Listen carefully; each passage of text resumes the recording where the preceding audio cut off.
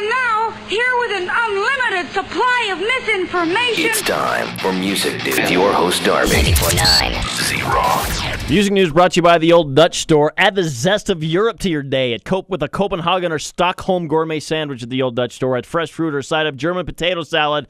The Old Dutch Store is at 2696 South Highland Drive or online at theolddutchstore.com. Avenged Sevenfold's album Nightmare has been certified gold for sales of more than 500,000 copies, which nowadays is something because you stole, I don't know how many copies already. You've stolen a bunch of copies, so that's people that have legitimately purchased it. It doesn't count you stealers. Guitarist Synyster Gates told me that more than a year after the tragedy with the Rev, the mood in the Avenged camp is much different. Yeah, absolutely. It was very tough in the beginning, and we're pretty much just back into enjoying the process of everything.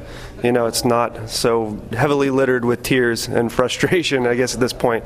You know, we've been with our fans and seeing familiar faces, so it's been wonderful. Well, good for them. I'm glad things are going better for them. You know who is still crying, though? MIke Portnoy. MIke Portnoy, in fact, is starting a new band, and it's called Heavily Littered with Tears and Frustration because he's not in Dream Theater or Avenged Sevenfold anymore. Boom! Drummer nerds!